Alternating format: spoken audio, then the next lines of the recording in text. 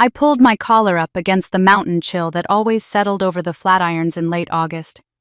It was not just the cold, though. It was the text message glowing on my phone screen in the dim light of the parking garage. Nicole, we need to talk.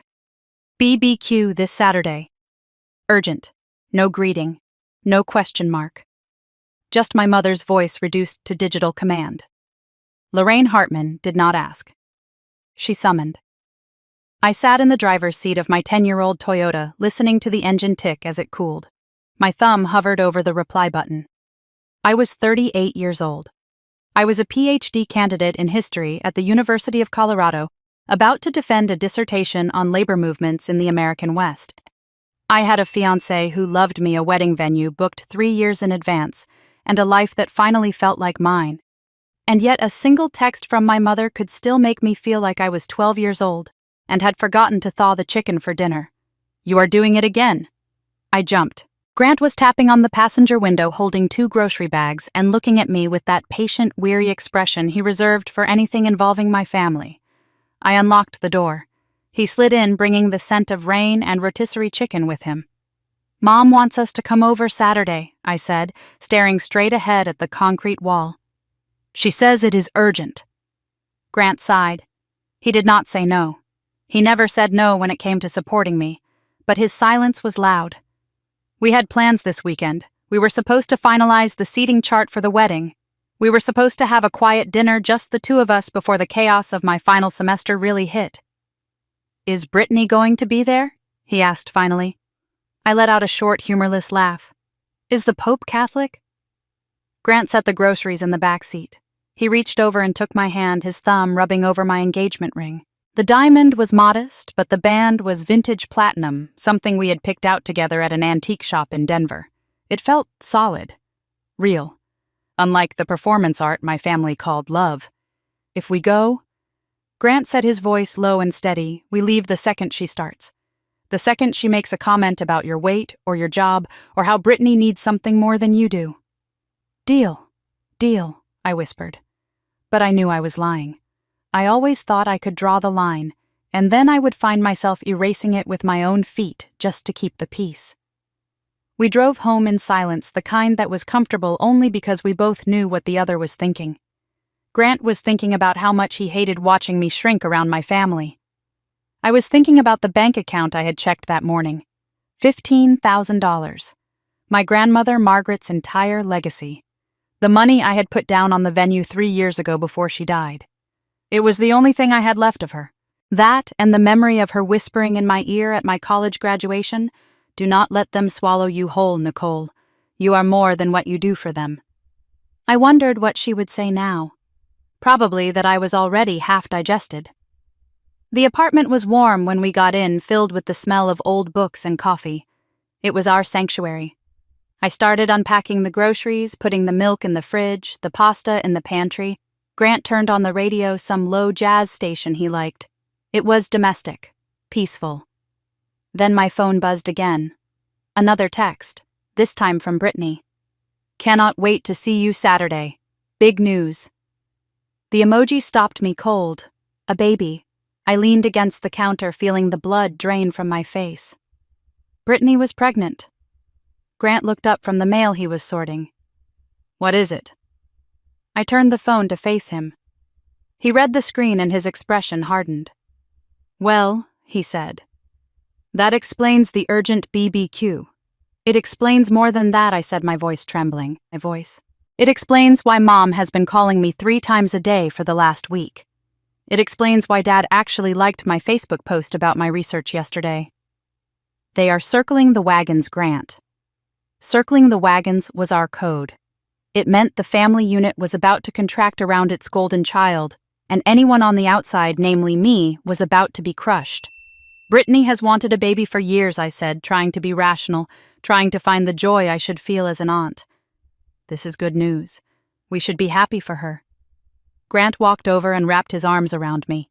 He was warm and solid, a rock in the shifting sands of my life. We can be happy for her, he said into my hair. And we can also be careful. Remember the graduation dinner. I closed my eyes. How could I forget? The night I received my master's degree, the night that was supposed to be mine. Brittany had announced her engagement to Cole right as the appetizers arrived. The toast my father was about to make for me turned into a toast for the happy couple. I had sat there smiling until my face hurt while everyone talked about centerpieces and honeymoons. My degree sat in its folder on the empty chair next to me, forgotten. "This is different," I said, opening my eyes. A baby is life. It is not a competition." Grant pulled back and looked at me. His eyes were dark, serious. "With Brittany, everything is a competition, Nicole. Even biology." Saturday arrived with a gray sky that threatened snow. We drove down to Colorado Springs, the familiar landscape of the Front Range rolling by in a blur of brown and green. My stomach was a knot of anxiety. I had brought the potato salad. I had dressed in a neutral sweater and jeans, trying to be invisible. Trying to be the good daughter. My parents' house was a sprawling ranch style in a neighborhood that prided itself on manicured lawns and silent judgments. Cars were already lining the driveway. My Uncle Jerry's truck, my Aunt Janet's sedan, and right in the center, like a queen on her throne, Brittany's bright red convertible.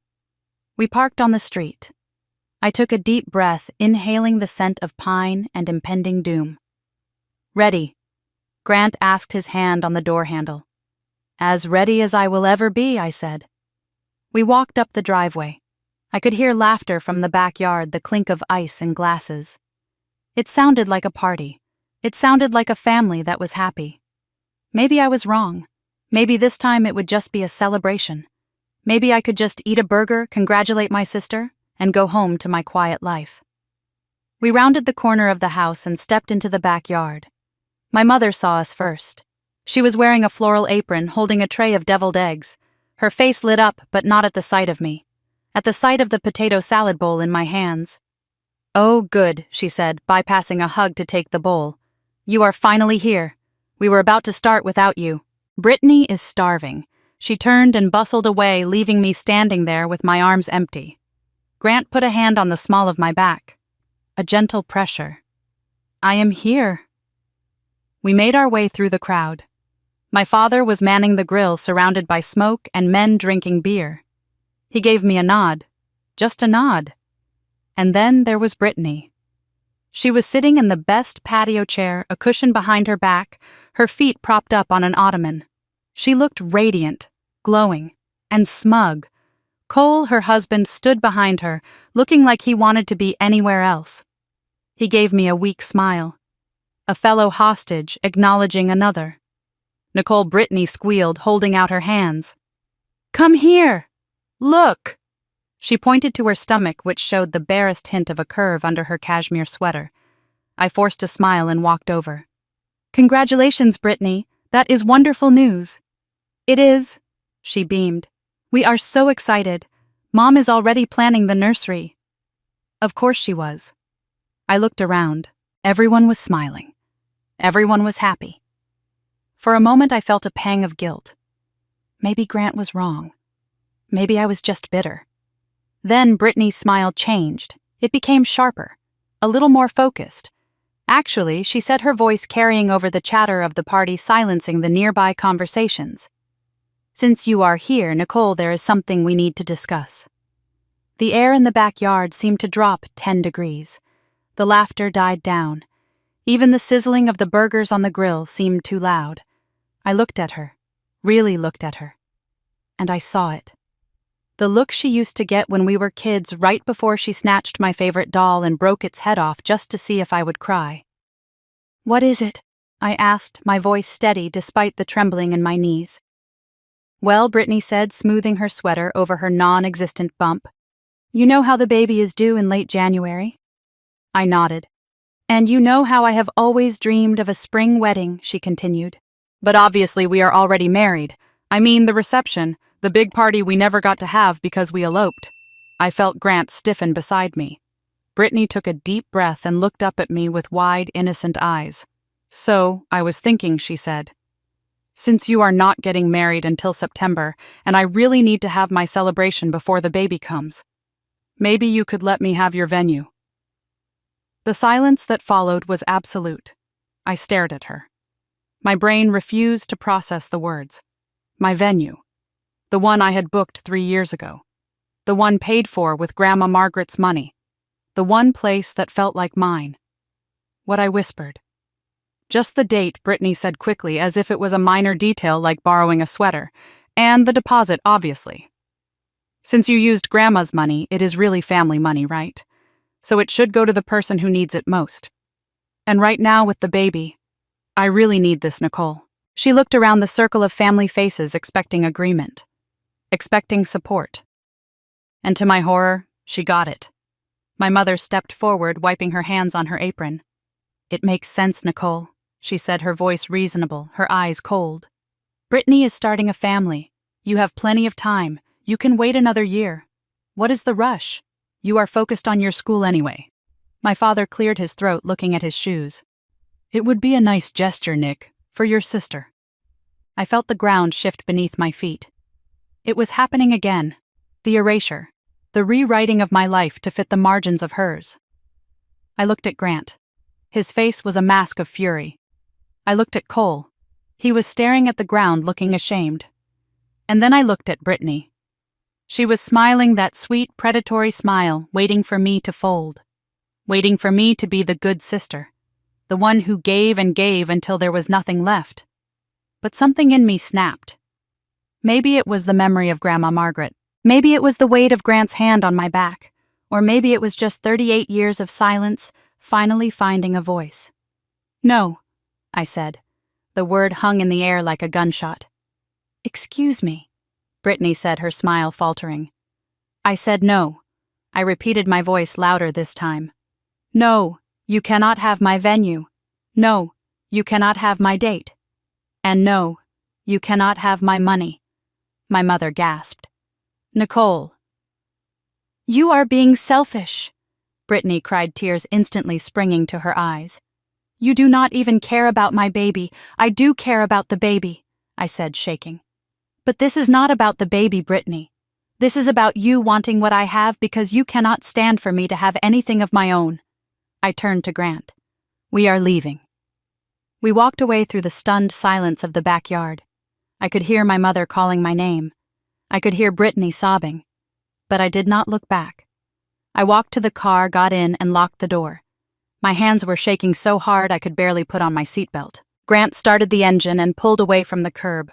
He did not say a word until we were on the highway heading back to Boulder. Then he reached over and took my hand. I am proud of you, he said. I looked at him, and then I looked down at my hand in his. I was proud of me too.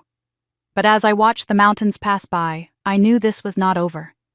Brittany had been denied, and the only thing more dangerous than a golden child who wants something is a golden child who has been told no. My phone buzzed. I looked down. A text from my mother. You have broken your sister's heart. Fix this. Now. I turned off the phone and tossed it into the back seat. The war had begun, and for the first time in my life, I was ready to fight. The drive back to Boulder was a blur of asphalt and silence, the kind of silence that has teeth.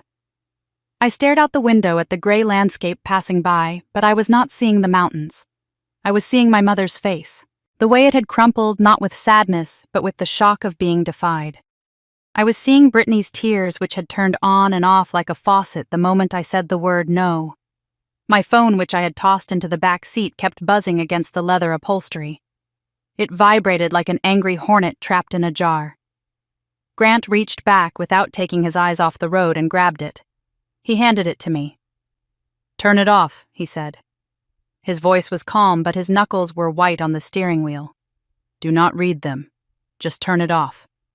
I took the phone. I knew I should listen to him. I knew that whatever was waiting for me on that screen was designed to hurt.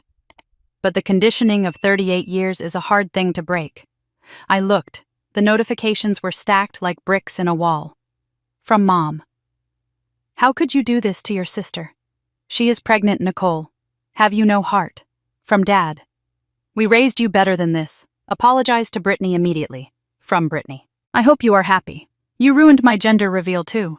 I was going to do it after you said yes. Selfish.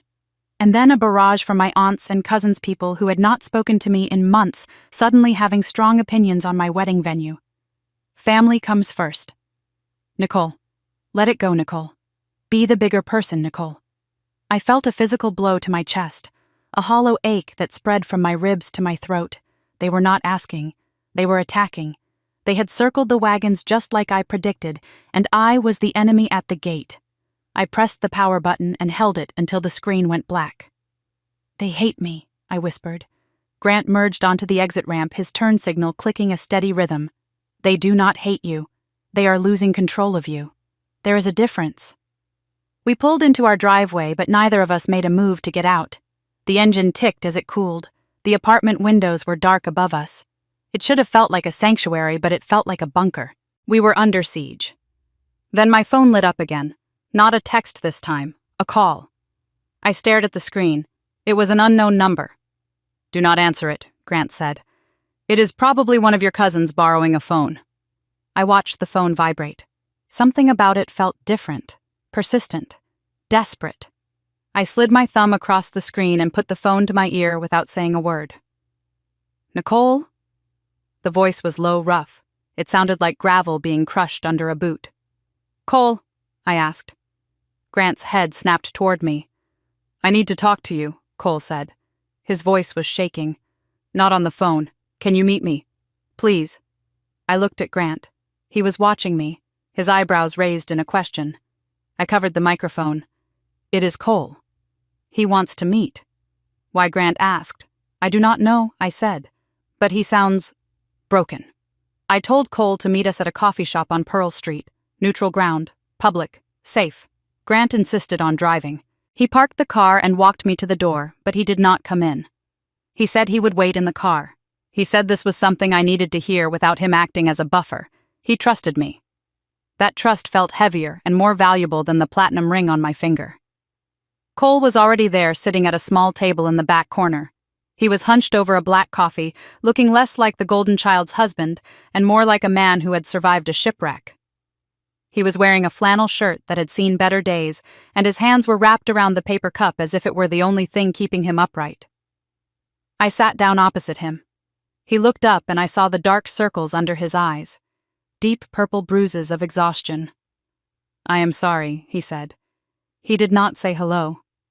Just an apology. "For what I asked." "For today," Cole said. "For the last 5 years. For letting you think you were the crazy one." I waited. The noise of the espresso machine hissed in the background, a sharp contrast to the quiet devastation at our table. "She planned it," Cole said. He took a sip of coffee, his hand trembling slightly. "She knew you would be there. She knew you would bring the potato salad.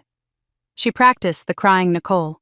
She stood in front of the mirror in our bedroom this morning and practiced the exact face she made when you said no." I felt a chill run down my spine. I knew Brittany was manipulative.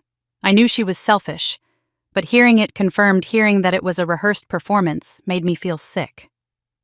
"Why are you telling me this?" I asked. Cole reached into his pocket and pulled out his phone. He swiped through a few screens and then slid it across the table to me. It was a text thread. A group chat named Team Brittany that included my mother, my Aunt Janet, and several of Brittany's friends. I read the latest messages. Nicole is going to cave. She always does. If she says no, just bring up the baby. Guilt her about stress. I already told the venue coordinator I might be taking over the September date. She said, just get the bride to sign off. My hand flew to my mouth. She had already called the venue, before she even asked me. "There is more," Cole said. His voice broke. He looked down at his hands. Rough hands. The hands of an electrician. Hands that worked hard for a living. "You know my tools?" he asked. The vintage set my dad left me. The ones I used to restore that old Mustang. I nodded. I knew those tools were his most prized possession. "They are gone," he said. "Gone," I repeated. "Sold," Cole said. 6 months ago. Brittany said we needed money for the baby nursery. She said we were tight. I came home one day and they were just gone. She sold them to a pawn shop for a fraction of what they were worth. I stared at him horrified. "But Cole, you make good money. Where did it go?" "Shopping," he said simply. "Clothes, dinners. Trips with her friends that she said her parents paid for." But they did not. I did, or rather my credit cards did. We are drowning in debt, Nicole, and she just keeps spending. He looked up at me and his eyes were wet. And the baby, he whispered. What about the baby? I asked, a new fear clutching at my throat. She lied about the fertility issues, he said. All those years she told the family we were trying. All those years she made you feel guilty for not giving Mom grandchildren while she struggled. She was on birth control, Nicole. I found the pills. She did not want to ruin her body. She only stopped taking them because I got engaged. I finished for him. Cole nodded. Because she needed the spotlight back. I sat back in my chair, feeling the room spin. It was not just selfishness. It was pathology. It was a calculated, systematic destruction of anyone who threatened her narrative. And my parents were not just bystanders. They were enablers. They were funding this delusion with their silence. Why stay? I asked him. Why are you still there? Cole looked out the window at the passing shoppers. Because I am a coward, he said. And because now there is a real baby. And I do not know how to protect a child from its own mother if I am not there. He reached across the table and took his phone back. I cannot fix this, he said. I cannot stop her. But I can tell you what is coming. She is not done, Nicole. The venue was just the opening move. She is going to try to take it. She is going to try to make you look like the villain to everyone we know. She already has. I said, thinking of the text messages. No, Cole said. He stood up. Not yet. But she will. You need to lock everything down. Passwords, vendors, everything. Do not trust Mom. Do not trust Dad. And whatever you do not let them near your wedding planner. He turned to leave, but then stopped. One more thing, he said. He looked at me with a mixture of pity and respect.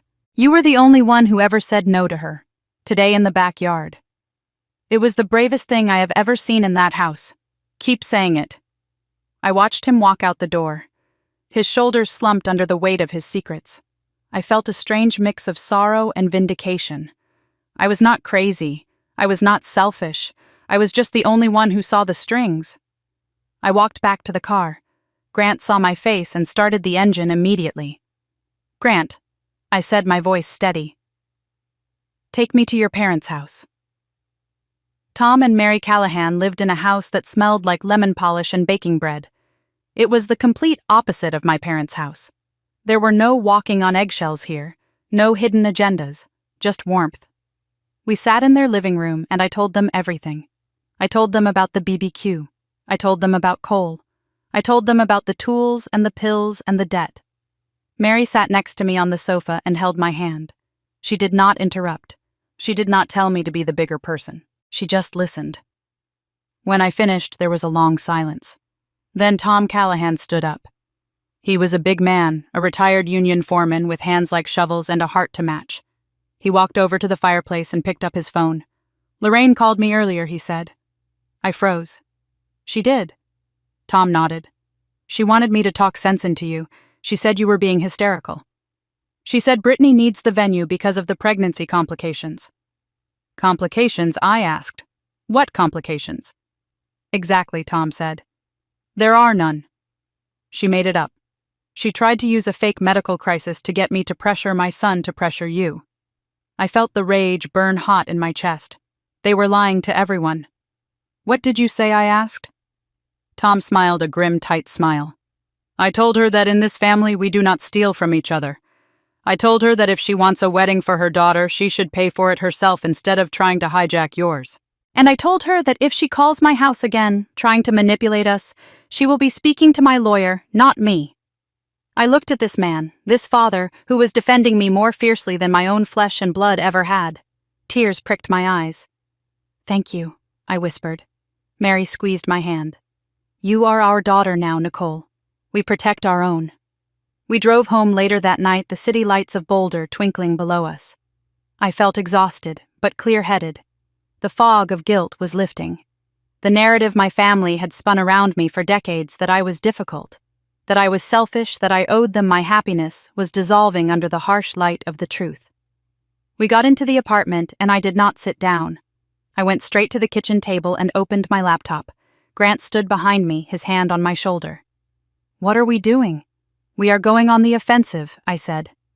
I pulled up the spreadsheet of our wedding vendors. Every single one. The florist, the caterer, the photographer, and most importantly, the venue coordinator. I picked up my phone and dialed Margaret, our wedding planner. It was late, but she answered on the first ring. "Margaret, it is Nicole." "Hi, Nicole. Everything okay?" She sounded cheerful, unsuspecting. "No," I said. "It is not. I need to institute a password protocol, immediately." "A password?" she asked, her tone shifting to professional alertness. "Yes," I said. "For everything. No changes to the date, the menu, the guest list, or the timeline can be made without a verbal password. And I mean nothing, Margaret. Not even if my mother calls in tears. Not even if my sister says she is my assistant." "I understand," Margaret said. "What is the password?" I looked at Grant. He smiled. "Bluebird," I said. It was the name of the trail where Grant proposed. "It was ours." "Done," Margaret said. "I will flag the file right now. Is there a problem, Nicole?" "My family is the problem," I said.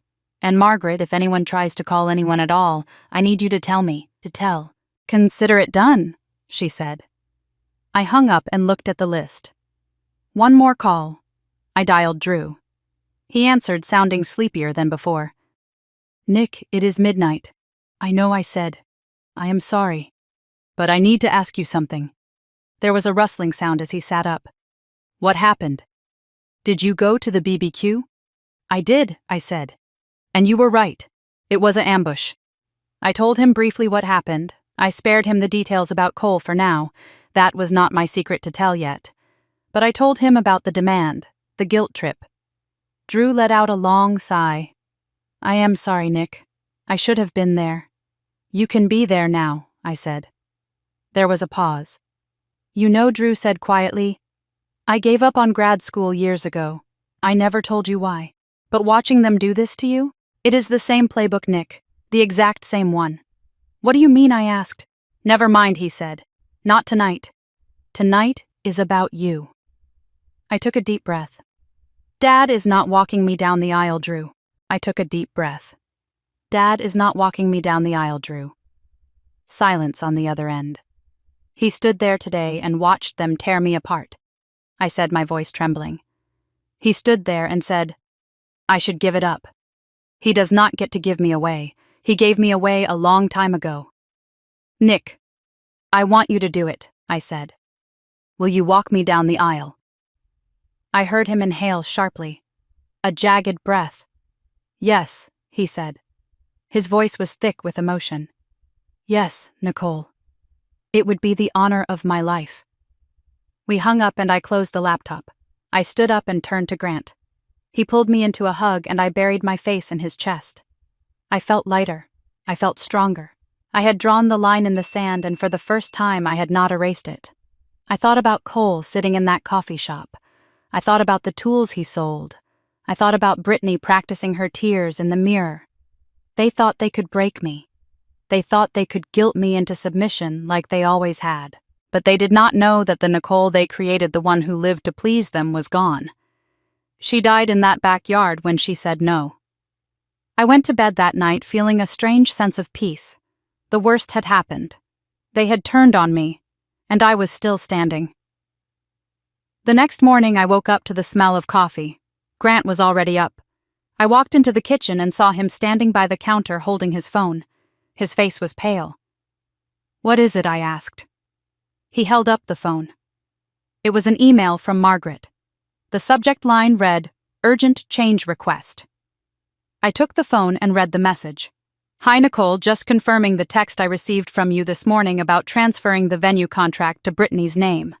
I know we set the password last night, but the text came from your personal number, so I just wanted to double-check before I send the paperwork." Attached was a screenshot of a text message. It was from my number. "Hey, Margaret. Ignore the drama from last night. I talked to Mom and we worked it out. Please switch the September booking to Brittany Keegan. She will call you with payment details. Thanks." I stared at the screen. I had never sent that text. My phone had been on the nightstand all night. Grant took the phone back. "Someone spoofed your number," he said, his voice deadly quiet. I felt the blood drain from my face. They were not just asking anymore. They were stealing. and they were using my own identity to do it. "Game on," I whispered. Grant handed the phone back to me and his hand was trembling slightly. It was not fear. It was the specific contained vibration of a man who was trying very hard not to punch a wall. "Someone spoofed your number," he said, his voice deadly quiet. "It is an app, Nicole. You can download them for free. You type in the number you want to display and the number you want to send it to. It takes 10 seconds. I stared at the screenshot on the screen. The text bubble was green. The words were cheerful. "Hey, Margaret." Ignore the drama. It sounded like me. It used my syntax. It used the exclamation points I used when I was trying to be polite to vendors. That was the most violating part. Brittany did not just steal my number. She stole my voice. "She is trying to cancel our contract," I said, my voice sounding hollow in the quiet kitchen. "She is trying to trick Margaret into releasing the date. This is fraud, Grant. This is actual criminal fraud." Grant pulled out his own phone. "I am documenting this. Screenshot everything. Forward the email to me. We are building a file." I called Margaret back immediately. My heart was hammering against my ribs, a frantic bird trapped in a cage. She picked up on the first ring. "Margaret, it is me. The real me." "I know," she said, and her voice was tight with professional anger. "I figured it out the second I asked for the password and got silence. Plus, the timestamp on that text was 3 in the morning. Who sends a venue change text at 3 in the morning? Someone who is manic," I said, rubbing my temples. "Someone who does not think about consequences." "I have already flagged your file." "Read," Margaret said. "I put a note on the account that says voice verification only. Even if someone calls with the password, I am not making changes unless I recognize your voice or Grant's voice. We are on lockdown, Nicole." "Thank you, Margaret," I whispered. "I am so sorry you are being dragged into this." "Honey," she said, softening. "I have been a wedding planner in Colorado Springs for 20 years. I have seen mothers-in-law wear white. I have seen grooms pass out drunk at the altar. But identity theft by a sister, that is a new one. You stay safe." I hung up and looked at Grant. He was sitting at the kitchen table, his laptop open, the blue light illuminating the hard lines of his face. He was in project manager mode. Problem.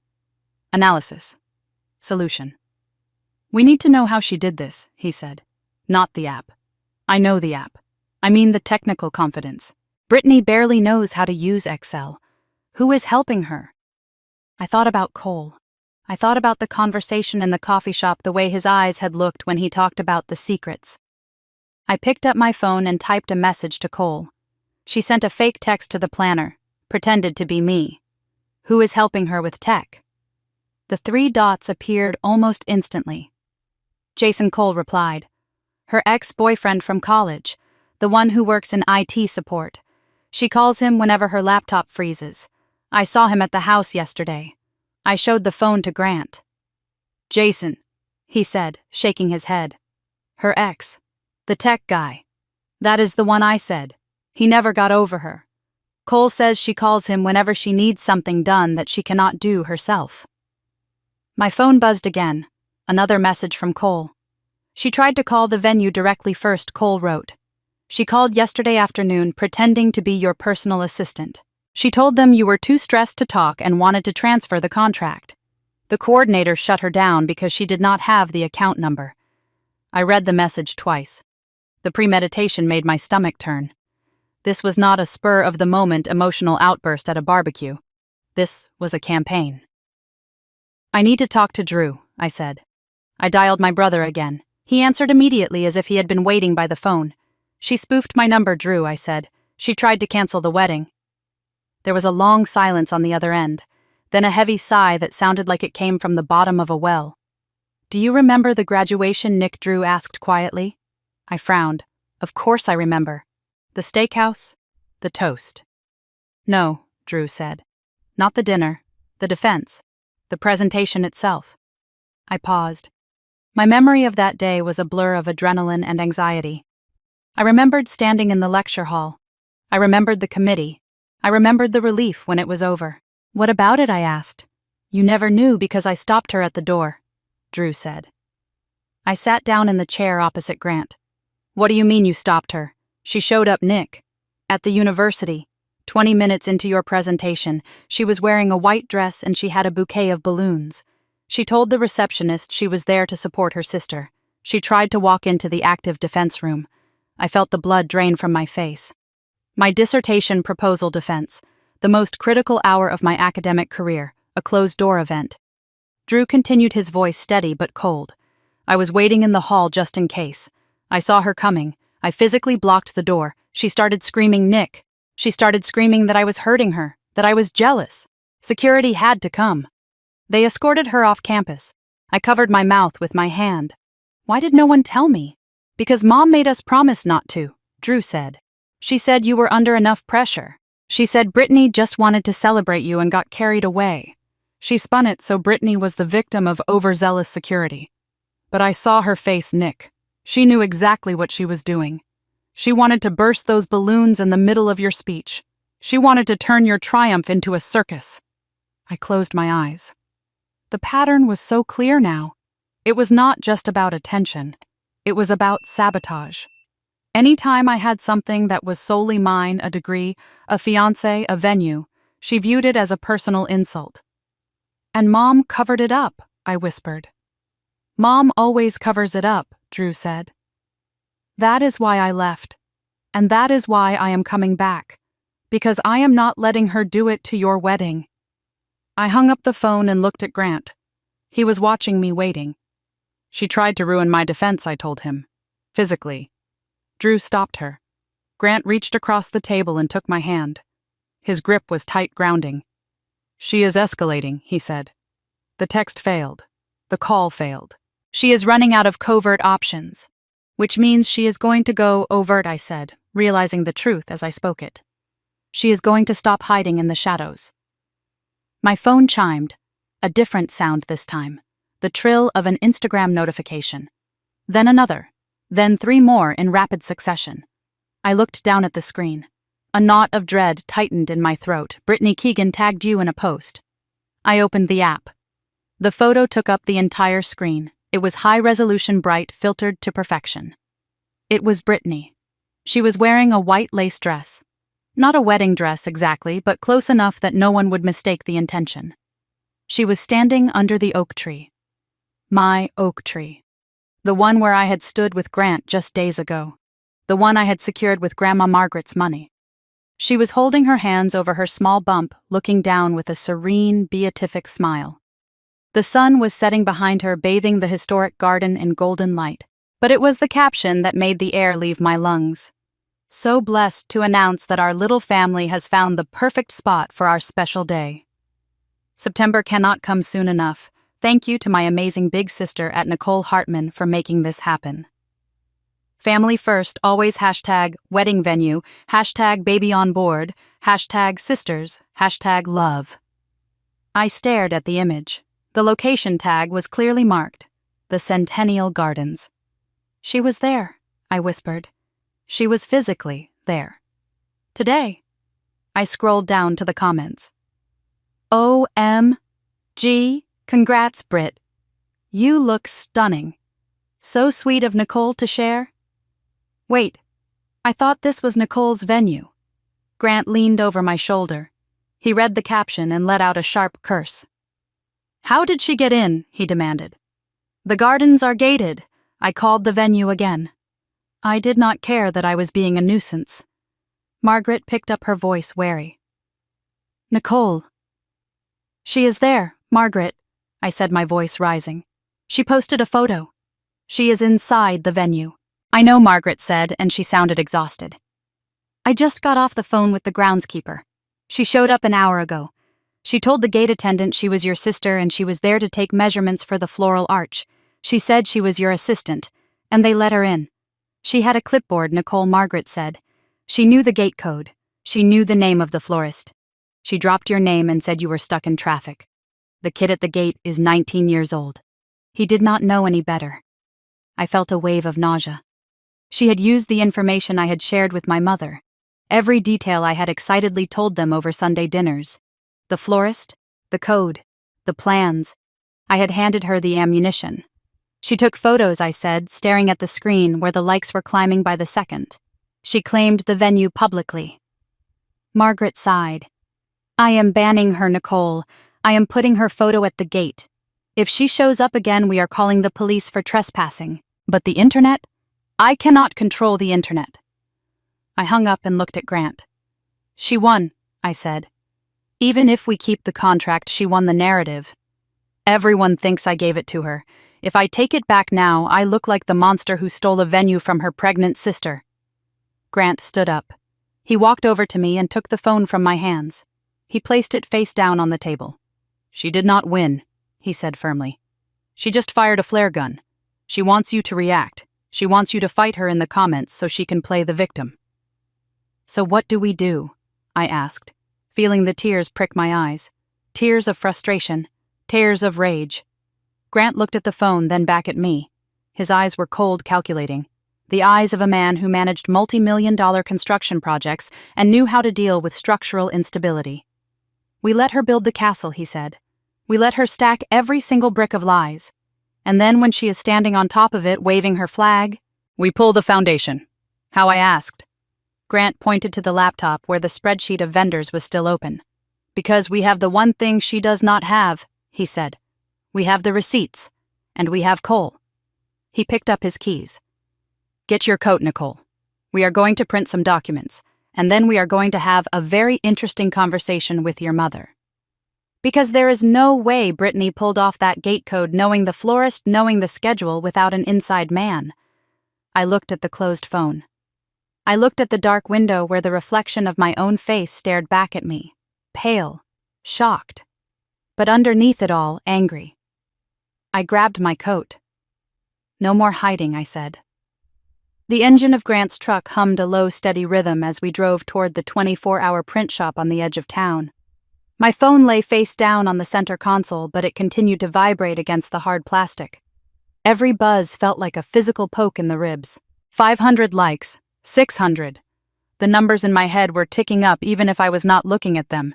It was not just the strangers on the internet that made my chest tight. It was the texts from people who actually knew me. My bridesmaid Sarah, my lab partner from the university, even my cousin living in Ohio. Did you change your date? I thought September was your month. Wow, you are such a good sister to give that up. Brittany had not just stolen a venue. She had stolen the truth. In the span of an hour, she had rewritten reality so effectively that if I tried to correct it now, I would look like the bitter, jealous sibling trying to ruin a pregnant woman's joy. It was masterful. It was terrifying. Grant reached over and covered my hand with his. His palm was warm and rough, calloused from years of handling rebar and concrete. Stop thinking about the comments, he said, his eyes fixed on the dark road ahead. It is noise, Nicole. It is just noise. We focus on the signal. What is the signal? I asked, my voice sounding small in the cab of the truck. The signal is the fraud, Grant said. The signal is that she committed a crime to get that photo. She trespassed. She impersonated you. And she spoofed your number. That is not family drama. That is a felony. We pulled into the parking lot of the print shop. The fluorescent lights inside hummed with a sickly yellow glow. We were the only ones there at 11 o'clock on a Tuesday night. We spent the next hour printing everything. The screenshot of the fake text message sent to Margaret. The email log from the venue showing the unauthorized inquiry. The call logs from my phone proving I had been asleep when the text was sent. And finally, the Instagram post itself printed in high-resolution color showing Brittany standing in my garden claiming my future. As the pages slid out of the printer warm and crisp, I felt a strange sense of detachment. This looked like a legal file. It looked like evidence for a trial. I looked at the photo of my sister, her hands cradling her stomach, her smile beatific and innocent. Who helps her do this? I whispered. She cannot even set up her own voicemail, Grant. Who taught her how to spoof a number? Grant was stapling the documents into neat piles. He paused. You asked Cole, I said, remembering. You asked him about the tech support. Grant nodded. He checked his phone. Cole says it is Jason. Jason, I repeated. The name brought back a vague memory of cheap cologne and an acoustic guitar. Her ex-boyfriend from college, the one who works in IT. He is still around, Grant said. Apparently he never really got over her. Cole says she calls him whenever she needs something fixed. Or in this case, something broken. I felt a wave of nausea. She had an accomplice. She had a team. My phone buzzed again. It was not a notification this time. It was a call from Drew. I answered immediately, putting it on speaker so Grant could hear. Nick Drew's voice sounded tinny and exhausted. I saw the post. I closed my eyes, leaning back against the counter of the copy shop. It is bad, Drew. It is worse than bad, he said. It is the graduation all over again. I opened my eyes. You mentioned that before. On the phone. You said she tried to get into the defense room. Grant stopped stapling. He looked at me, waiting. Drew took a breath. I never told you the whole story, Nick. I thought it would hurt you too much. But you need to know what you are dealing with. Tell me, I said. That day, Drew said, his voice dropping lower.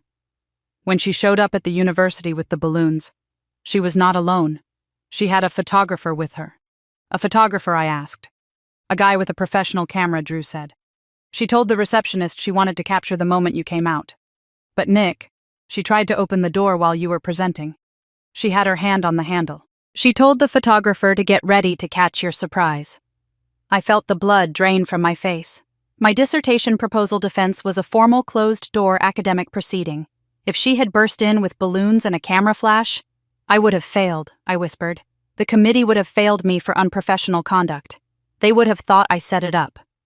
Exactly, Drew said. And she knew that. Or maybe she did not care. But when I blocked her, when I stood in front of that door, she did not just scream. She whispered something to me. What did she say? I asked, my hand gripping the edge of the counter until my knuckles turned white. She looked me right in the eye, Drew said. And she said, if I cannot be the smart one, nobody gets to be the smart one.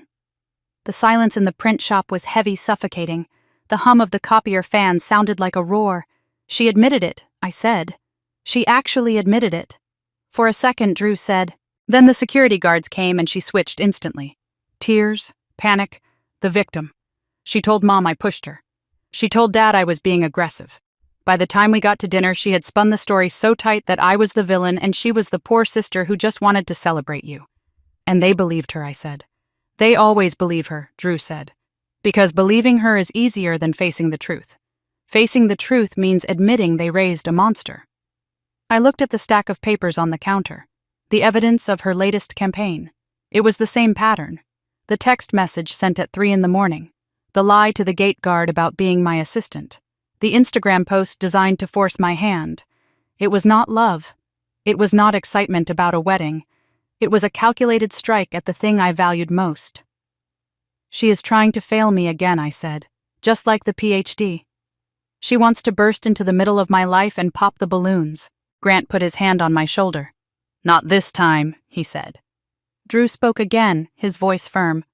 I booked my flight, Nick. I am coming early. I am not waiting for the wedding. I will be there on Thursday. Thank you, Drew, I said, feeling a lump form in my throat. Be careful, he said. When she realizes the Instagram post did not make you cave, she is going to escalate. She always does. I hung up the phone. The paper stack felt heavy in my hands, a physical weight of betrayal. We walked back to the truck.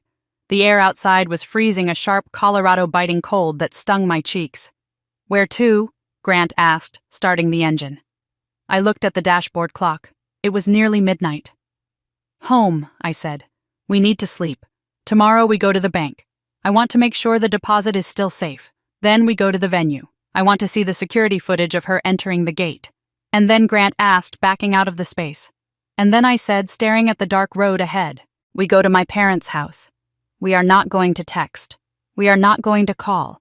We are going to walk in that front door and put these papers on the kitchen table and ask them exactly how Brittany knew the gate code. Because she did not get it from Jason.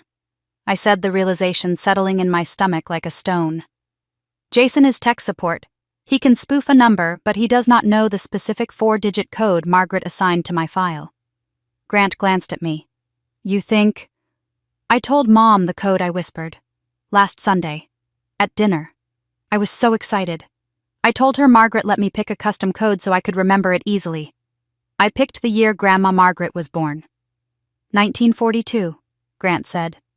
1942, I repeated. Only 3 people knew that code. Me, Margaret, and my mother. Grant's jaw tightened.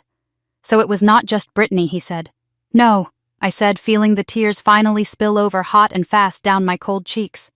Brittany pulled the trigger, but Mom unlocked the door. We drove home in silence, but it was not the fearful silence of the drive down. It was the silence of soldiers preparing for battle. The fog was gone. The confusion was gone. I knew who the enemy was now, and the enemy had a key to my house. I pulled out my phone one last time. I opened the contacts list. I scrolled down to Mom. My finger hovered over the block button. Not yet, I thought. Not until I look her in the eye. I put the phone away and watched the city lights of Boulder rise up to meet us. I was tired. I was heartbroken. But for the first time in my life, I was not confused. I knew exactly what I had to do. I had to stop trying to be the daughter they wanted and start being the woman who survived them. The morning sun cut through the blinds of our bedroom with a brightness that felt offensive. I woke up with a headache that sat behind my eyes like a bruised fruit. The events of last night, the print shop, the realization about my mother, the Instagram post felt like a fever dream, but the stack of papers on the kitchen table was very real. I made coffee, black, strong enough to strip paint.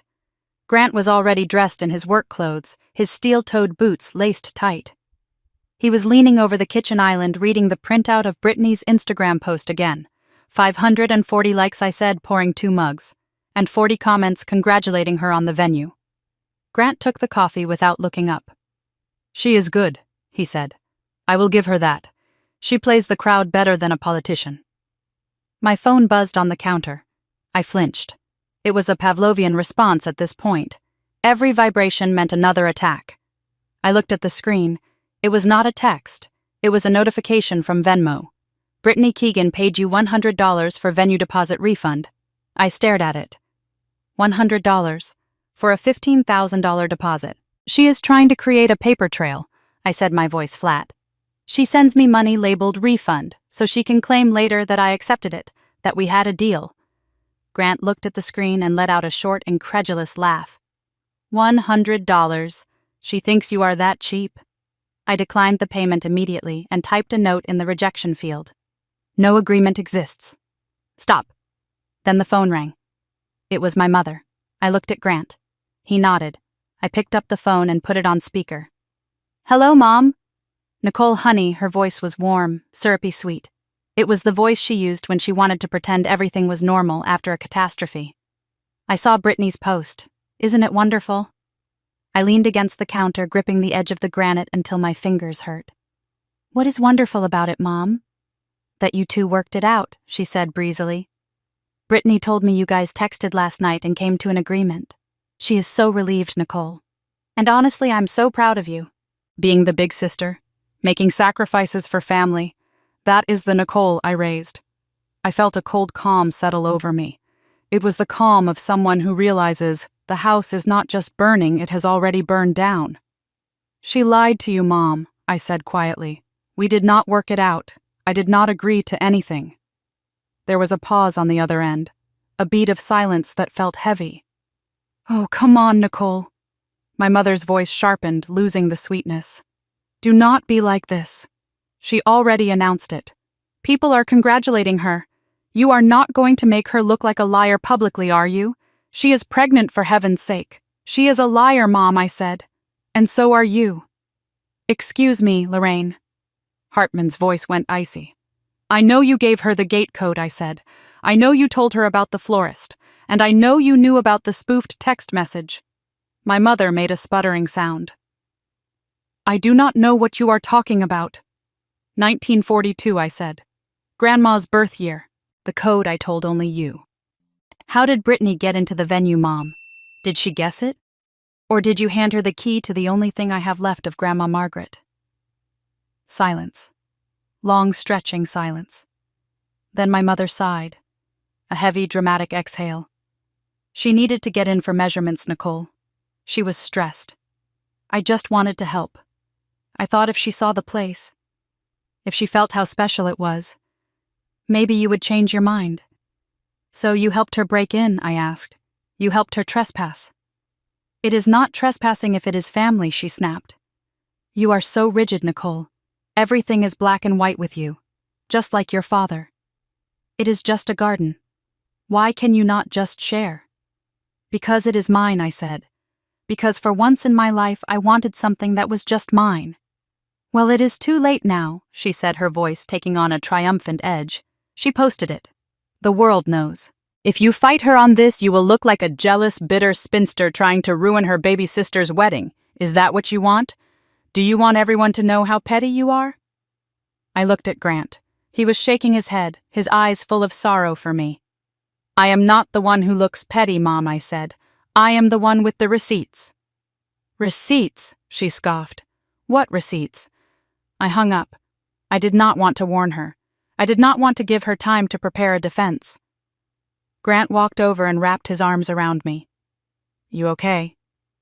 No, I said, burying my face in his chest. I feel like I just orphaned myself. You did not orphan yourself, Grant said. You just stopped letting them hold you hostage. We spent the afternoon in a state of suspended animation.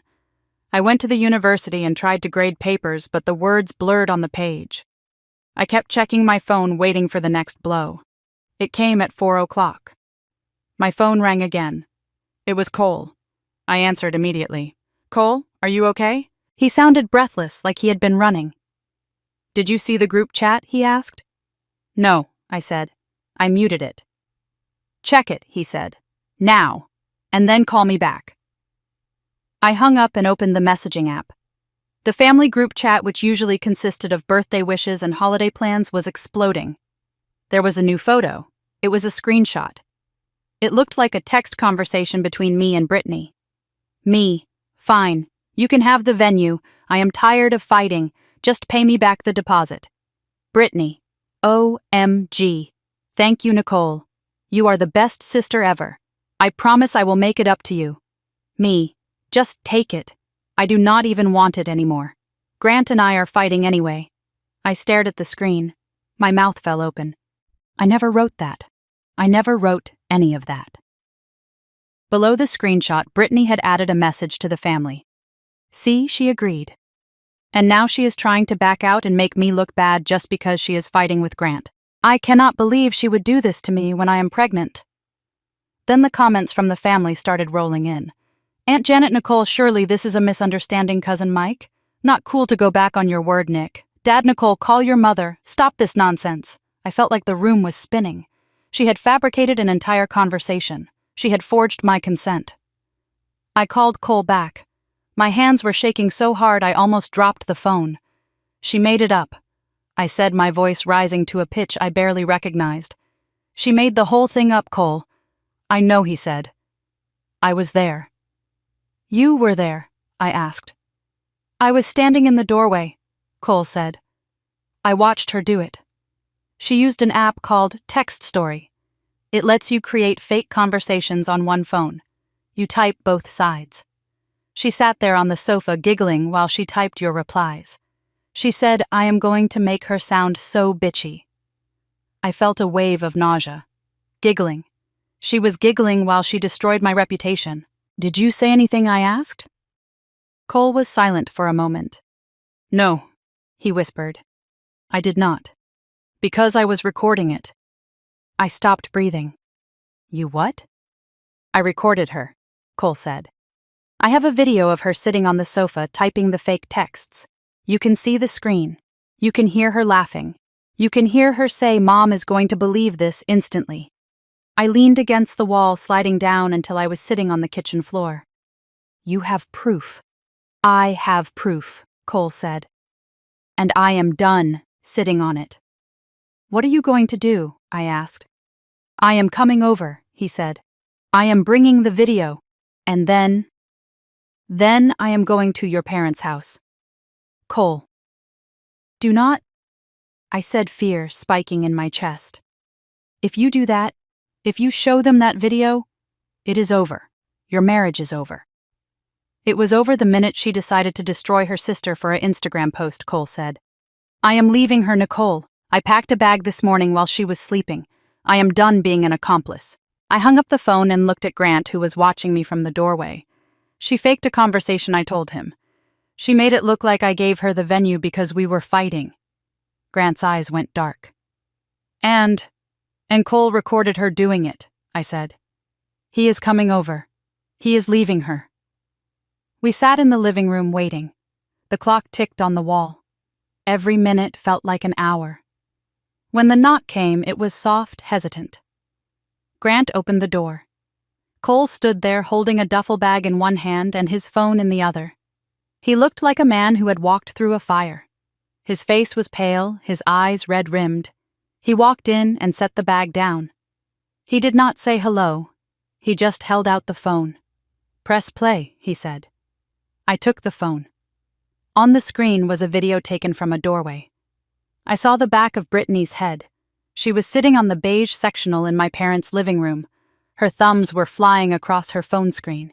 "Okay, so then she says just take it," Brittany mumbled to herself, her voice clear on the recording. And then I say, "Oh my God, thank you." She laughed, a high tinkling sound that used to make me smile, but now sounded like breaking glass. "Mom is going to flip," she said to the empty room. "She is going to be so mad at Nicole for backing out." I watched the video end. I handed the phone back to Cole. "Thank you," I whispered. "You do not have to thank me," Cole said, his voice breaking. "I should have done this 5 years ago. I should have stopped her when she lied about the fertility. I should have stopped her when she stole from you at Christmas. I wanted to believe she would change." "She is not going to change," Grant said gently. "Not as long as everyone protects her." Cole nodded. "I know. That is why I am going to the house. Mom and Dad need to see this." "They will not believe you," I said. "Even with the video. They will say you edited it. They will say you are trying to hurt her." "I do not care if they believe me," Cole said. "I care that I said it. I care that I stopped lying for her." He picked up his bag. Can I leave this here for a few hours? I do not want to bring my stuff. It will just make a scene." "Of course," I said. "You can stay here, Cole. The guest room is yours." He shook his head.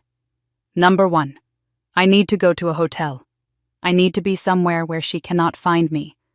But thank you." He walked to the door. He paused, his hand on the knob. "She is going to explode, Nicole," he said.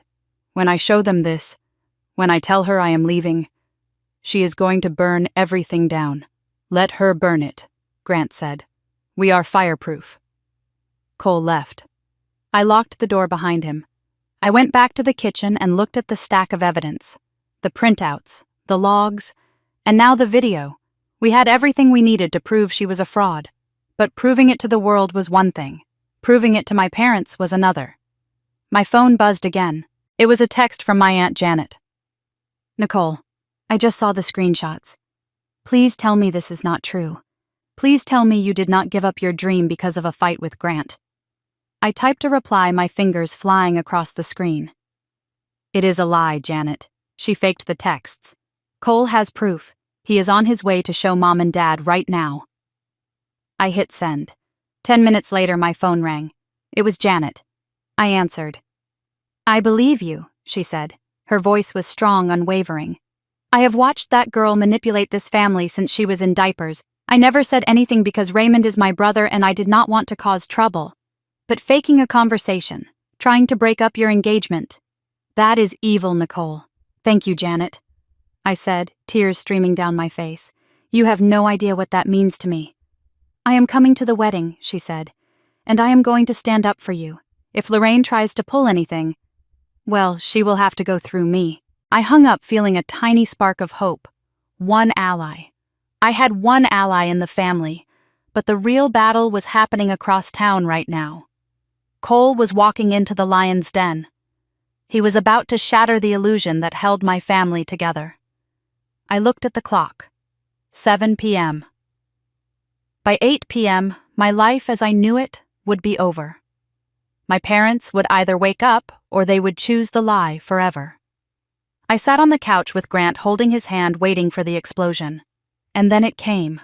Not a phone call, not a text, a notification from Facebook. Brittany Keegan updated her status, heartbroken, betrayed by my own husband and sister. Please pray for me and my baby. It had begun. The Facebook status was just the first wave of the tsunami.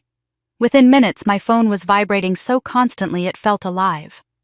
Brittany had not just posted a status, she had launched a campaign. My own sister seduced my husband to get back at me for the venue. Grant and Nicole have been plotting this for months. He is leaving his pregnant wife because she poisoned his mind. I sat on the couch watching the notifications roll in like a ticker tape of my own destruction. Comments from cousins I had babysat. Likes from neighbors I had shoveled snow for. They were all rallying around the pregnant victim, the golden girl who had been wronged. I felt Grant's hand on my shoulder, heavy and grounding. "Do not read them," he said. "I cannot help it," I whispered. "They think I am a monster, Grant. They think I slept with Cole. Let them think it." Grant said, his voice hard. "They are not thinking Nicole. They are reacting. They are consuming a soap opera because it is easier than asking why a man would leave his pregnant wife after 5 years. My phone rang. It was my father. I stared at the screen. Dad. A word that used to mean safety. Now it just meant judgment. "Answer it," Grant said. "Put it on speaker." I slid the button and set the phone on the coffee table. "Nicole." His voice was not angry. It was worse. It was disappointed. It was the voice he used when I got a B on a report card. The voice that said I expected better. "Dad," I said. "Your mother is in the hospital," he said. My heart stopped. "What?" "She collapsed," he said, "after Cole left. After he showed us those videos. She could not breathe. We are in the ER." I felt a wave of panic rising in my throat. "Is she okay?" "It was a panic attack," Dad said. His tone implied that I was the one who had squeezed the air out of her lungs. "She is sedated now. But Nicole, how could you? How could I asked, my voice trembling. "Dad, Cole showed you the proof. You saw her faking the texts. You heard her laughing." "I saw a man who is trying to justify abandoning his family," Dad said. "I saw a man who has been manipulated. And I saw my daughter, my oldest daughter, destroying her sister's life over a wedding venue." I could not breathe. He had seen the evidence. He had seen the literal video of Brittany's deception. And he had chosen to believe it was a trick. "Dad," I said, tears streaming down my face. "She faked the texts. She tried to steal my identity. That is a crime. It is a cry for help." Dad snapped. "She is stressed, Nicole. She is pregnant. And instead of supporting her, you pushed her. You pushed her until she snapped. And now you have taken her husband too." "I did not take her husband," I screamed. "Cole left because she lied to him for 5 years. Because she sold his tools. Because she lied about the pills." "That is enough," Dad shouted. His voice cracked. "I do not want to hear any more lies. We have made a decision, Nicole." "We," I whispered. "Your mother and I," he said. "We have decided that until you apologize, until you make this right and give Brittany the venue she needs, you are not part of this family." The words hung in the air, heavy, final. "You are disowning me," I asked, my voice barely a whisper. "We are giving you a choice," Dad said. "You can be a Hartman and do what is right for your sister, or you can be, whatever this is, a selfish, bitter woman who destroys her own kin." I looked at Grant. He was shaking his head, his eyes wet with tears for me. "I choose the truth." "Dad," I said. "Then do not come to the hospital," he said, "and do not come home." The line went dead. I sat there staring at the black screen. The silence in the apartment was deafening. I felt like I had been hollowed out, scraped clean of everything that made me who I was. I was a daughter without parents, a sister without a sibling. Grant pulled me into his arms. I buried my face in his neck and sobbed. I cried for the little girl who tried so hard to be good. I cried for the teenager who tutored Brittany so she would not fail math. I cried for the woman who had waited 3 years for a wedding that had become a funeral for her family. We sat there for a long time. The sun went down, casting long shadows across the floor. Then there was a knock at the door. I froze. Was it Cole coming back? Was it my father coming to yell at me in person? Grant got up and looked through the peephole. He opened the door immediately. Drew stood there. He was wearing a wrinkled coat and carrying a backpack. He looked like he had not slept in days. His hair was messy, his eyes wild. He dropped the bag and walked straight to me. He pulled me up from the couch and hugged me so hard my ribs creaked. "I am here, Nick," he whispered into my hair. "I am here." I clung to him, the smell of airport coffee and rain clinging to his jacket. "You came," I said. I saw the post Drew said, pulling back to look at me. I was at the gate in Seattle when she posted the thing about Cole. I got on the plane and I paid for Wi-Fi just to watch the comments. "They disowned me, Drew," I said, fresh tears spilling over. "Dad called. He said I am not part of the family unless I give her the venue." Drew's face darkened. He looked like Dad for a second, but without the weakness, without the blindfold. "He did not disown you," Nick Drew said. "He set you free." What I asked, wiping my eyes. "They are a cult," Drew said. His voice was steady, angry.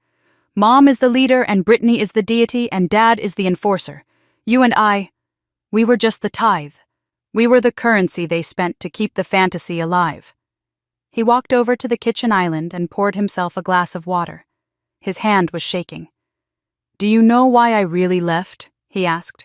"Why I moved to Seattle and only come back for Christmas? Because of the job," I said. "No," Drew said. "I left because of the money. The money I asked. The college fund," Drew said. "Grandma Margaret left money for all of us, right? You got yours early for the venue. But mine was supposed to be for grad school." I nodded. I remembered him talking about a master's program years ago. "I went to the bank the day I got accepted," Drew said. "The account was empty." "Empty," I repeated. "Mom withdrew it," Drew said. 2 years before, she gave it to Brittany. For a car. That red convertible she drives. She told me the market crashed. She told me the investments failed. But I saw the withdrawal slip, Nick. It had her signature. I stared at him. "They stole your college fund." And when I confronted them, Drew said they told me I was being selfish. They said Brittany needed a safe car for her commute. They said I was smart enough to get a scholarship. They gaslit me, Nick. Just like they are doing to you. I felt a cold fury rising in my chest, replacing the sadness. It was a clean, burning fuel. "They have been doing this forever," I whispered. "Forever," Drew agreed. "And today it stops. Because you are not going to apologize. You are not going to give her the venue. And you are definitely not going to let them win." My phone buzzed again. A text from Janet. "I heard about Lorraine. I am at the hospital. She is fine, Nicole. She is faking it. The doctor said her vitals are perfect. She is just holding her breath until she gets her way." I showed the text to Drew and Grant. "Classic," Drew said. "The hospital card. The ultimate trump card."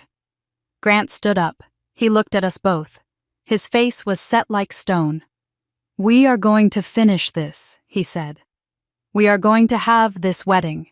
And we are going to make sure that when you walk down that aisle, Nicole, you are walking toward a future that has nothing to do with them." "But the security," I said. "Brittany knows the venue. She knows the code." "Not anymore," Grant said. "I called Margaret an hour ago. We changed the code. We hired private security. 2 off-duty cops. If Brittany shows up, if Dad shows up, they will be escorted out." "My father," I asked. "You would kick out my father if he is there to hurt you," Grant said. "Yes," without hesitation. I looked at the 3 men in my life. Grant my partner, Drew my brother, and somewhere out there Cole my witness. They were the ones standing by me. They were the family I had chosen. My phone buzzed one last time. It was a text from Brittany. "Mom is dying because of you. I hope you are happy. You will never be happy, Nicole. You do not deserve it." I looked at the words, the venom, the projection. I did not reply. I pressed my finger on her name. I scrolled down to the bottom of the contact card. And I pressed block caller. Then I did the same for Mom. And Dad. The silence that followed was not empty. It was full. It was the sound of a cord being cut. It was the sound of a heavy weight finally being put down. "I am ready," I said to Drew and Grant. ready for what Drew asked. To get married, I said. To be happy. To deserve it. We ordered pizza. We sat on the floor of the living room and ate straight from the box. We laughed about things that were not funny because if we did not laugh, we would scream. But as the night wore on, a new feeling settled over me. It was fear. Not the fear of their judgment, but the fear of their escalation. Brittany was backed into a corner. Her husband was gone. Her narrative was cracking. Her mother was playing dead in a hospital bed. She had nothing left to lose. And a golden child with nothing to lose is a dangerous thing. I went to bed, but I did not sleep. I lay awake listening to Grant breathe beside me. I thought about the oak tree at the venue. I thought about Grandma Margaret. And then just as I was drifting off, my phone lit up on the nightstand. It was not a text. It was an email notification. Venue change confirmation. I sat up, my heart hammering. I grabbed the phone. The email was from the venue. But it was not about the date. Dear Nicole, per your request, we have canceled the security detail for Saturday. We understand that family matters have been resolved. I stared at the screen. I had not canceled the security. Grant had just hired them. She hacked my email, I whispered. The security firm had emailed the confirmation. All she had to do was reply from my account. Grant woke up instantly. What? She hacked my email, I said. Not the vendors, not Margaret. The security company did not have our password protocol. They just had my email address. Grant woke up instantly. What? She hacked my email, I said. She canceled the security. She is clearing the path, Grant. She is coming. And she is not coming to celebrate. She is coming to burn it down. The glow of the phone screen illuminated the terror on my face as I read the email again. Security detail canceled. She had been inside my email. She had found the confirmation from the private security firm Grant hired, and she had impersonated me one more time to clear her path. Grant was already out of bed, pulling on his jeans. He did not say a word. He just grabbed his laptop and started typing furiously. Change the password, he said, his voice thick with sleep but sharp with adrenaline. Two-factor authentication, Nicole. Turn it on for everything. The bank, the venue, the florist. Everything. I sat there, my hands shaking so hard I could barely hold the phone. It felt like a violation deeper than the identity theft. It was not just about the wedding anymore. She was inside my life. She was reading my private correspondence. She knew everything. She knows about the security, I whispered. That means she knows we are expecting trouble. That means she is planning something big, Grant. Grant stopped typing. He looked at me, his face illuminated by the blue light of the screen. She is desperate, he said. A desperate person makes mistakes. We spent the next 3 hours scrubbing my digital life. We changed every password. We called the bank and put a verbal freeze on all transactions. We called the security firm and reinstated the guards, this time with a specific instruction that only Grant could make changes. By the time the sun came up over the Flatirons, I felt like I had been through a war. My eyes were gritty, my head pounded, but my mind was clear. The wedding was in 2 days. I am not canceling, I said, staring out the window at the gray dawn. Grant came up behind me, wrapping his arms around my waist. I did not think you would. She wants me to cancel, I said. She wants to ruin it so badly that she is willing to commit felonies. If I cancel, if I let her scare me out of my own life, then she wins. And she keeps winning forever. We need to make a plan, Grant said. A physical plan. Not just passwords. I nodded. I called Drew. He came over within 20 minutes, bringing coffee and a grim determination that mirrored my own. We sat at the kitchen table and drew a map of the venue. Here is the gate, Drew said, pointing to the entrance. The security will be here. They have a photo of Brittany, and Mom, and Dad. And Jason, I added. The tech guy. If he is helping her hack, he might be helping her physically, too. Drew nodded. Jason, too. What about inside, I asked. The ceremony is in the garden. It is open air. If she climbs the back fence. The back fence is 8 feet high, Grant said. And she is 4 months pregnant. She is not climbing anything. Unless she has help, I said. My phone rang. It was Cole. I put it on speaker. Cole, where are you? I am at a Motel 6 off the highway, he said. His voice sounded wrecked, like he had been smoking a pack a day. I saw the Facebook post, Nicole, about me leaving her because of you. I know, I said. It is a lie, Cole. Everyone knows it is a lie. Not everyone, he said. My mom called me. She asked if it was true.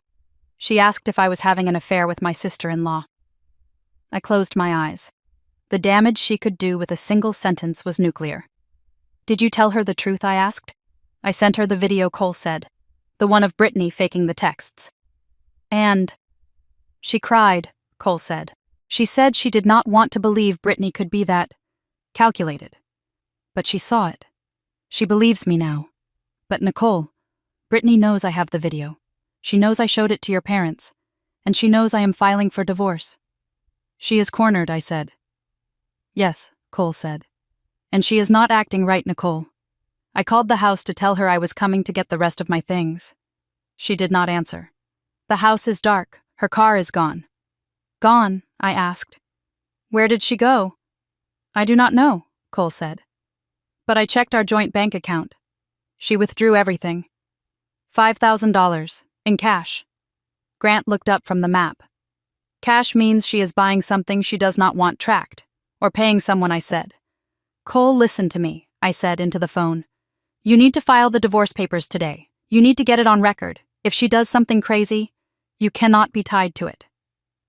I am meeting the lawyer in an hour, Cole said. And Nicole, I am sorry. I brought this into your life. You did not bring it, I said. You just turned on the lights. I hung up. $5,000. What could she do with $5,000? She could pay a lot of people to make a scene, Drew said quietly. That night was the rehearsal dinner. We had planned a small gathering at a local Italian restaurant, just the bridal party and close friends. No family. Not anymore. I wore a white dress. I curled my hair. I put on lipstick. I tried to look like a bride. But when I looked in the mirror, I saw a soldier putting on war paint. We arrived at the restaurant. Janet was there waiting by the door. She hugged me, and I held on a little too long, smelling her perfume that reminded me of childhood Christmases before everything went wrong. She is not here, Janet whispered in my ear. I drove by your parents' house. Lorraine is home. She was watering the plants. She is not in the hospital, Nicole. I pulled back. She checked herself out. She was never admitted, Janet said. She sat in that ER waiting room for 6 hours playing the martyr. The second the doctors said her heart was fine, she stormed out. Raymond told my husband she discharged herself against medical advice just so she could tell people the hospital failed her. She sat in the ER waiting room for 6 hours, made a scene about chest pains, and then when the doctors said her heart was fine, she walked out. The whole thing was theater. To guilt me, I said. To make me come running. And to make you look like the bad daughter who ignored her dying mother, Janet said. We went inside. The room was warm, filled with candlelight and laughter. My friends were there. People who knew me. People who liked me for who I was, not for what I could do for them. Sarah, my bridesmaid, raised a glass. To Nicole, she said, "Who has been through hell and came back with a tan?" Everyone laughed. I smiled, but my eyes kept darting to the door. Every time it opened, I expected to see her. The white dress, the baby bump, the chaos. But she did not come. The dinner ended. We drove home. The streets of Boulder were quiet. Then my phone buzzed. It was a notification from our home security system. Motion detected at front door. Grant pulled up the camera feed on his phone. We watched in silence as a figure walked up to our porch. It was hooded. It was carrying a bag. "Is that her?" I whispered. The figure stopped. It reached into the bag. Grant pulled the truck over to the curb. We were 2 blocks away. "Call the police," he said. I dialed 911. I watched the screen. The figure pulled out a can. Spray paint. "Oh my God," I said. The figure started spraying the door. Huge, jagged red letters. Thief. Then whore. I watched as Brittany turned to the camera. She pulled down her hood. She looked straight into the lens. She was not crying. She was not manic. She was smiling. A cold, dead smile. Then she turned and walked away, disappearing into the night. The police arrived 5 minutes later. We met them at the house. The red paint was still wet, dripping down the white wood like blood. Officer Miller took my statement. He looked at the video. "That is your sister?" he asked, his pen hovering over his notebook. "Yes," I said. "That is Brittany Keegan." "Do you want to press charges?" he asked. I looked at the door. I looked at Grant. I looked at Drew, who was standing on the lawn, his fists clenched. "Yes," I said. "I want to press charges. Vandalism, harassment, trespassing." Officer Miller nodded. "We will put out a BOL for her vehicle. Is she dangerous?" I thought about the graduation. I thought about the fake texts. I thought about the cash. "Yes," I said. "She is dangerous, because she thinks she is the victim." They left. Grant got a bucket of paint thinner and started scrubbing the door. I stood there watching the red words dissolve into pink smears. "She knows we have cameras," I said. She looked right at it. "Why would she do this?" "Because she wants you to be afraid," Drew said. "She wants you to be looking over your shoulder tomorrow. She wants to ruin the joy, even if she cannot stop the wedding." I went inside. The house smelled of chemicals and fear. I went to my room and sat on the bed. I picked up the photo of Grandma Margaret that I kept on my nightstand. "I am sorry," I whispered to the frame. "I am sorry I could not keep the family together." But then I looked at her eyes. They were sharp, kind, but fierce. She had left me the money for a reason. Not just for a party, but for an escape pod. "I'm not afraid," I said out loud. I slept for 3 hours. When I woke up, it was the wedding day. The sky was a brilliant Colorado blue, not a cloud in sight. I showered. I drank coffee. I put on the robe my bridesmaids had given me. My phone was silent. No texts, no calls. We drove to the venue. The security guards were at the gate. Big men in dark suits. They checked our ID. They checked the trunk. "Clear," one of them said. We drove in. The gardens were breathtaking. The roses were in full bloom. The oak tree stood guard, ancient and wise. I went to the bridal suite. Janet was there steaming my dress. Mary Callahan was laying out the jewelry. "You look beautiful," Mary said, touching my cheek. I looked in the mirror. I looked tired. But I looked real. "Is there any news?" I asked Janet. Janet hesitated. Then she sighed. "Lorraine called me," she said. "And she said she is coming," Janet said. "She said she and Raymond are coming. To make peace." "Peace," I scoffed. "After the spray paint. After the lies." "She says she does not believe Brittany did the paint," Janet said. "She says someone must have framed her. Even with the video, Nicole. She is in complete denial." "Let them come," I said. Janet looked surprised. "Really?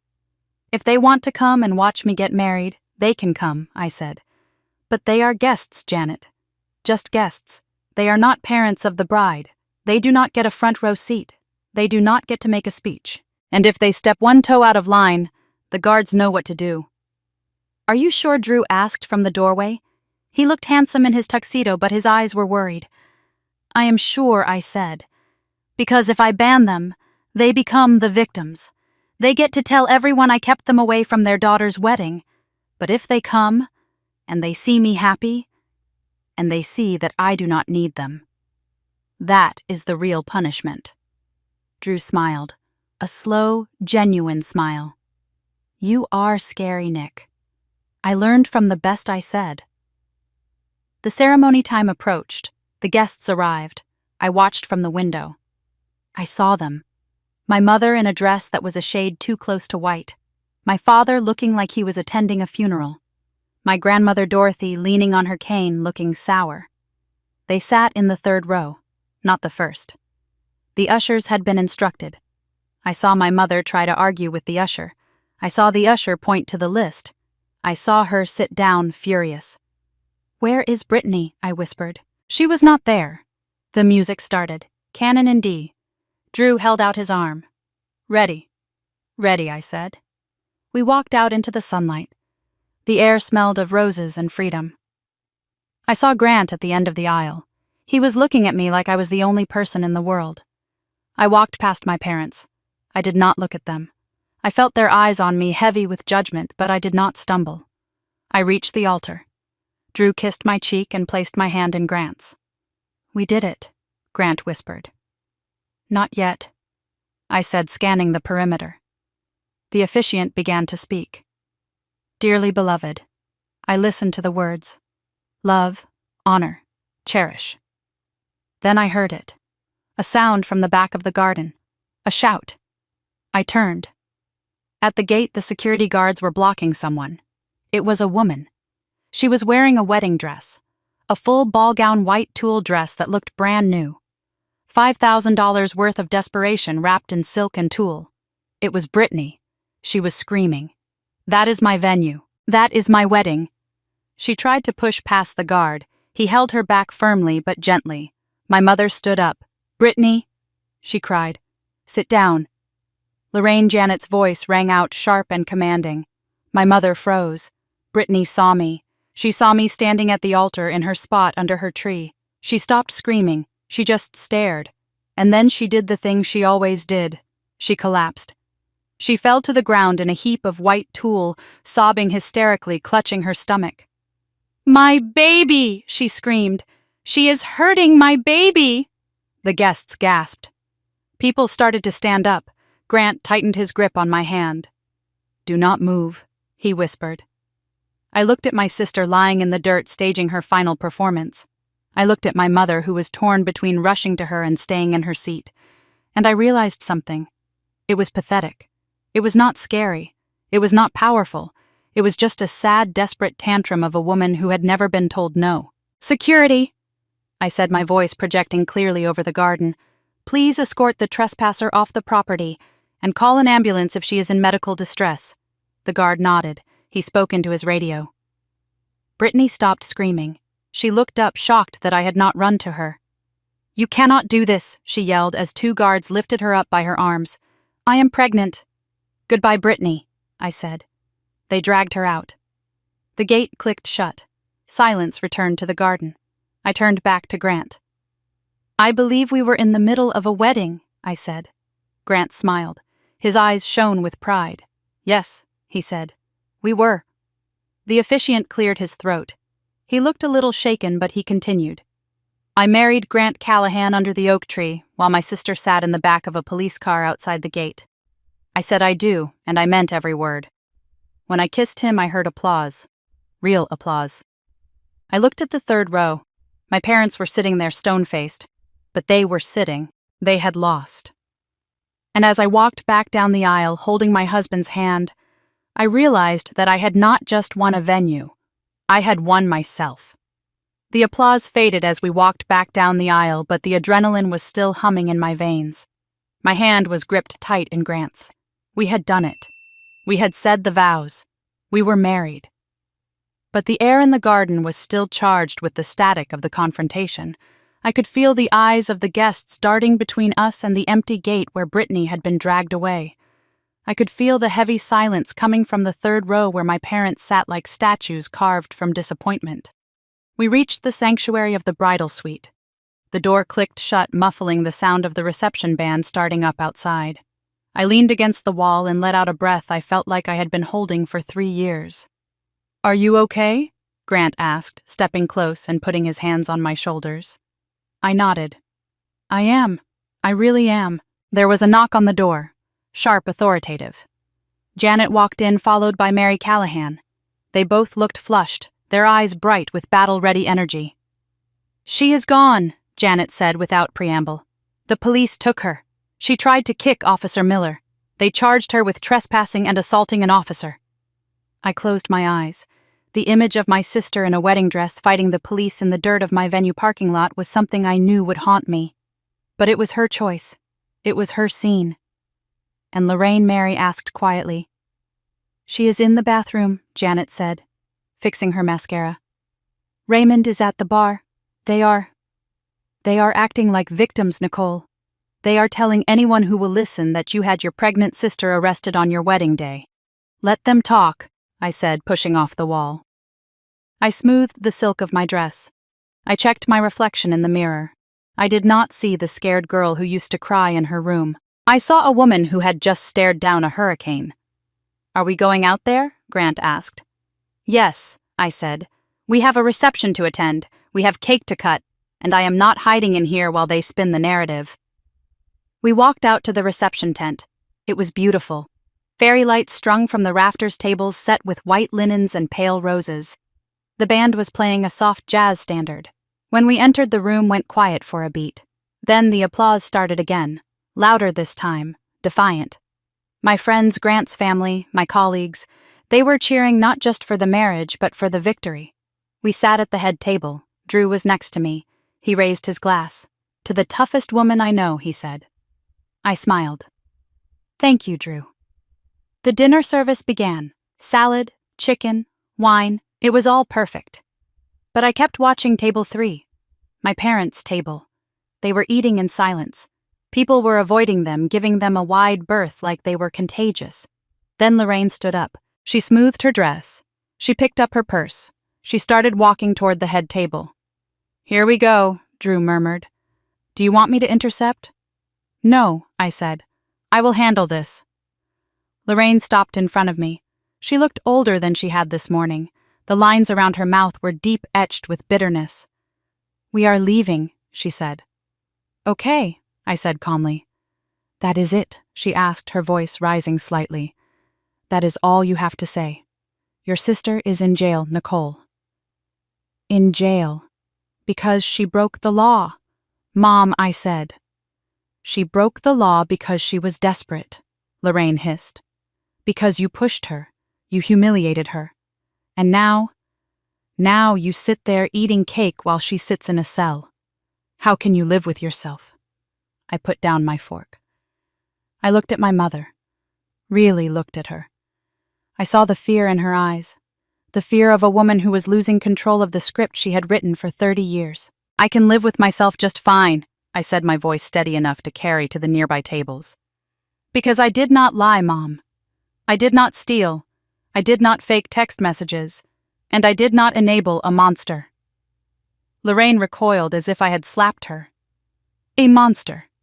She is your sister. She is a grown woman," I said. "And you are an accomplice." I stood up. I towered over her in my heels. "I know about the college fund, Mom," I said. Lorraine went pale. The color drained from her face so fast it looked like a magic trick. "What?" she whispered. "I know you stole Drew's college fund," I said. "I know you gave it to Brittany for her car, and I know you helped her get the gate code.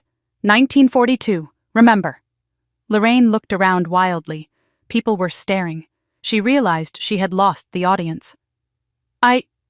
I did what I had to do," she stammered, "to keep the family together." "No," I said. "You did what you had to do to keep Brittany happy. And you burned the rest of us to keep her warm." I leaned closer. "Go home, Mom. Go bail her out. Do whatever you have to do. But do not ever, ever think you can come back into my life and pretend this didn't happen." Lorraine stared at me. Her mouth opened and closed. Then she turned and walked away.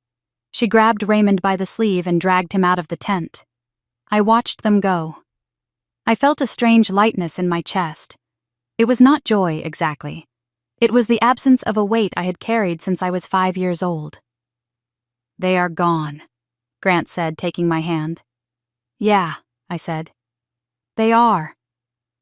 The rest of the night was a blur of dancing and laughter. We cut the cake. We drank the champagne. I danced with Drew. I danced with Tom Callahan. I danced with Janet. And finally, as the band played the last song, Grant and I slipped away. We walked out to the oak tree, the spot where we had stood 3 days ago when everything felt so uncertain. The moon was high and bright. The air was cold, but I did not feel it. I leaned against the rough bark. "It is over," I whispered. Grant wrapped his arms around me from behind. "It is just beginning," he said. My phone buzzed in my pocket. I pulled it out. It was a text from Cole. "Hey, Nicole. I just wanted you to know. I filed the papers. And I went to the station. I gave them the video, the one of her faking the texts. They are adding identity theft and fraud to the charges." I showed the screen to Grant. "He is really doing it," I said. There was another message underneath. Also, Brittany called me from jail. She asked me to bail her out. I told her I used the bail money to buy new tools. I let out a laugh that sounded like a sob. Good for him. She is in a holding cell tonight, Cole wrote. Lorraine is there trying to fix it, but the DA isn't budging. They saw the spray paint video too. I looked up at the stars. Brittany was in a cell. My mother was powerless. And I was standing under my grandmother's tree, married to a man who loved me. Was it worth it? Grant asked quietly. I thought about the last week. The fear, the betrayal, the loss of the family I thought I had. Yes, I said. Because I found out who my real family is. I touched the bark of the tree. Thank you, Grandma, I whispered. We walked back toward the lights of the reception. The music was fading. The guests were leaving. But I was not leaving. Not really. I was standing on ground that I had claimed. Ground that I had defended. I was Nicole Callahan. And for the first time in my life, I was free. Grant opened the car door for me. Ready to go home, Mrs. Callahan? He asked.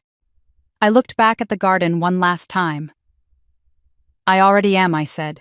For most of my life, I believed my job was to be the family's shock absorber, to quietly absorb the impacts so that everyone else could have a smooth ride. Through this, I learned that true peace is not the absence of conflict. Sometimes peace is the aftermath of a necessary war. I saw that the family I was trying so desperately to please was not real. It was a role I was playing in their story, and I learned that no is not a curse word. It is a complete sentence and the first word in the language of self-respect. And that is the lesson I want to share with you. You might think your story is not as extreme, but I ask you to look at your own life. How many times have you made yourself smaller just to keep the peace at a holiday dinner? Was there a moment when you realized that holding on was more painful than letting go? You are allowed to protect your own happiness, even from the people who are supposed to love you most. Love should never cost you your own identity. Share your own story in the comments below. Let us know we are not alone.